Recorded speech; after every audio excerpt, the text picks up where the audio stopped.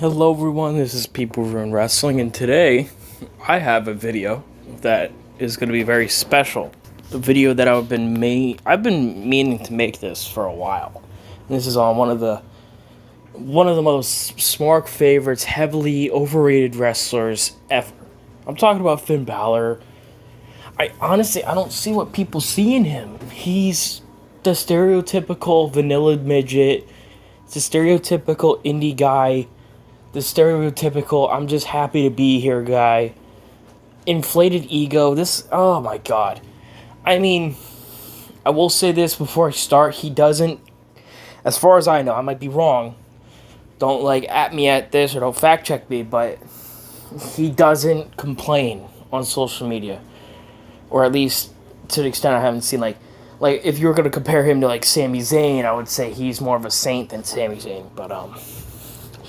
But yeah, since all that diatribe's over, let's get to the actual list. So number one, guy has no charisma. I mean, seriously, the guy has no charisma. He's a charisma vacuum. He just sucks the air out of whatever segment he's in. He could be in a segment with Karrion Kross, and Karrion Kross would just destroy him on the mic. I would say a good 95% of the roster would out-promo him, even though they're about the same as him. He would get destroyed. He doesn't have the charisma to carry himself in a feud. He gets destroyed on the mic by Kyle O'Reilly. Kyle O'Reilly destroys you on the mic. You have problems. Do you hear me? You have fucking problems if that is the case. He just has no charisma. What a fucking loser, dude. Number two, he's injury prone. Seriously, this guy got injured his first night with the fucking Universal title. That match, he got injured, and he had to relinquish the title. They were putting him in a huge fucking spot. I remember when he first got called up. They put him in, a whole, a Cena run, just to start off. And then he shit the fucking bed. Now, again, that injury wasn't his fault, but then you see recently he gets hurt against Kyle O'Reilly. And he injures Kyle O'Reilly as well. The guy, he's just not reliable in that sense of the form where it's like what Vince has always said. He would always put the title on bigger guys because they're less injury prone than the little guys. It's just facts. Whether you like it or not, it's just the truth. Bigger guys can hold themselves better in the ring. They're more reliable because they have that extra muscle that pads them from the bumps. Sure, Finn Balor might be in decent shape, but he's fucking small. He's built like a child. So, yeah, he's gonna get hurt. He can't take power bombs. He can't take all this shit. The fact he's been on the indies for almost 20 years just proves the guy is he's a complete loser and he's unreliable talent. Number three, like what I was saying before, he was fast-tracked to the main roster and he failed. So what I mean by this is he was fast-tracked. After the draft, he was put up against, I believe he was facing, this was a couple years ago. I believe he faced Roman Reigns first. He beat Roman Reigns clean on Raw. And then he goes to SummerSlam against Seth Rollins for the Universal title, and he wins. And at the time, I was kind of I wasn't an anti-smart, but I didn't really give a fuck about wrestling, so I was just watching. I was like, okay, let's see what this guy can do, and then he gets hurt, and then you can't take him seriously anymore. He gets hurt, and then he drops the belt, and then ever since then, he was a floater. He never won the title back. I think the most he won was an Intercontinental Championship. And that was it. I'm pretty sure he beat Bobby Lashley out of all people. Yeah, the current WWE champion lost to Finn Balor. Pathetic. Fourth reason why Finn Balor is terrible. He's not a draw for the main roster or on NXT. So when he was on the main roster, people weren't actively watching Raw for Finn Balor. They weren't tuning into Raw every week to see what Finn Balor's doing. Same thing with NXT. I would go to say that Timothy Thatcher and Cameron Grimes are better draws because at least they have characters. Thatcher's the psychotic trainer, and you have Cameron Grimes is like a redneck $1 million man or a redneck heel that is rich. At least they have fucking gimmicks. What is Finn Balor's gimmick? Like right now, the current iteration of Finn Balor that we've seen on the main roster for the last, I don't know, when he was on the main roster for at least, 3 or 4 years and he comes to NXT, he's the same fucking person. There's nothing different about him. He does the same shit every match. He doesn't have a gimmick. He doesn't have a character. There's nothing you could tell me. And I'll have smarks in the comments of this video saying, "Oh, what are you talking about? Finn Balor's a basic character. You just don't watch the product enough." When I watched the product when he was on, he didn't have a fucking character besides the demon, and he didn't use it all the time. And even when he was the demon, he didn't change up his moveset to be more ruthless and aggressive. You would think a demon would be doing something more lethal than a fucking top rope drop kick onto your chest. Give me a fucking break. Number 5, he's a terrible actor. Like, seriously, all the times they've given him the mic and given him chances to show off his acting prowess. Like, I remember this distinct moment, I believe it was on a SmackDown, where he was talking to Becky Lynch, and it's just, oh my fuck.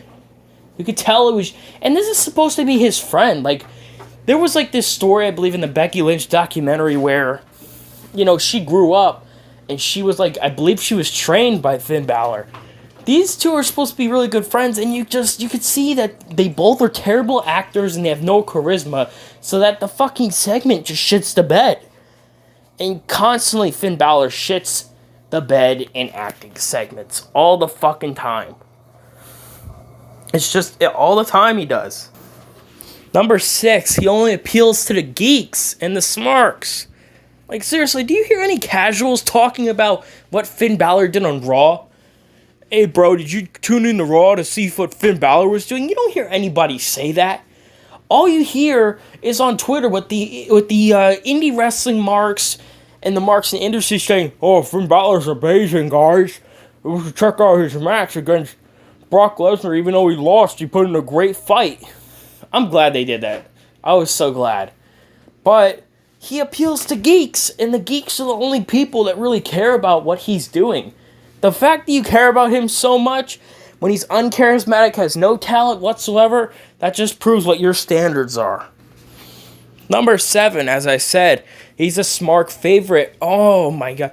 Out of all the smart favorites that are in the industry, Adam Cole, at least he has at least he's a good promo and has some personality. That's much better than what Finn Balor has. Finn Balor has nothing but work rate. That's it. He's literally like a Ricochet 2.0. He has no charisma. He's just a charisma void. He can't talk. He's literally one of the worst talents that they have. I would say he's the worst talent on NXT. Even Bobby Fish and Roderick Strong has more redeemable qualities than Finn Balor. And that's sad, because they're both boring fucks. Number 8, the fucking ring boners. Dude, I'm sick of this. Like, seriously, I know some people could be like, "Ooh, why are you looking at his ring boner? You're gay." It's right in front of your fucking face.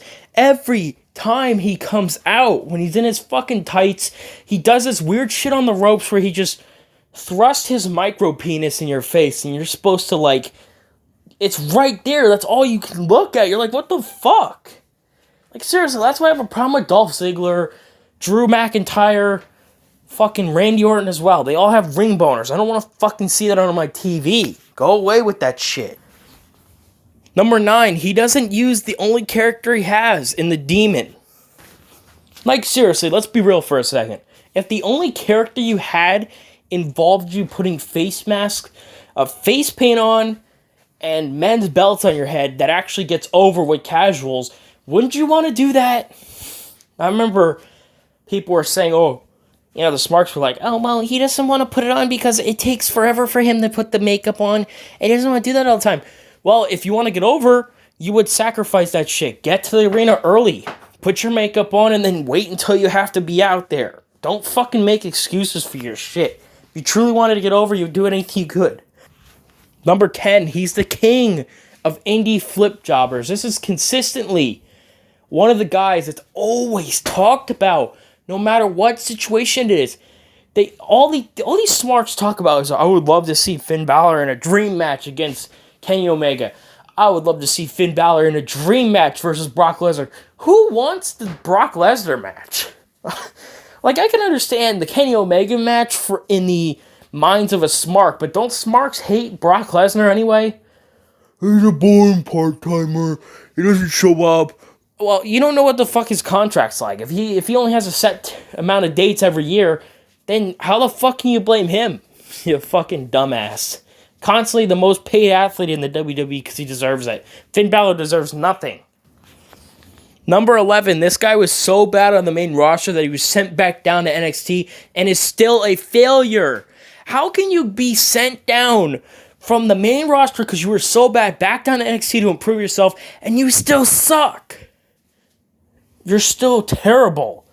Imagine that. Imagine being a talent and they're like, you know what, we're going to send you back down to NXT because you need a little bit more work. But then you go back down to NXT and you suck. Even worse than you did on the main roster. That's pathetic. He's been in NXT for, like, I believe a year now. Don't quote me because I don't watch the shit. And he still sucks. Imagine just being in NXT, knowing that you suck but you don't improve it. What a pathetic loser. And the final reason, number 12, he's a 40-year-old talent and he's unreliable. So you could tell this guy's shop worn. This guy's done the indies for like 15, 20 years. And he finally makes it to WWE. And then that's where all of his flaws are shown. He's shown he has no charisma. He's shown that all he has is work rate. He's injury prone. He's not a draw. Terrible champion. Has one gimmick that could get him over but doesn't use it because he's a lazy fuck. I mean, what's there to like about this guy? I don't understand what there is to like about him. All these reasons I just gave you are reasons to prove that he's a lazy asshole who doesn't want to take the time and effort to get over with the casuals.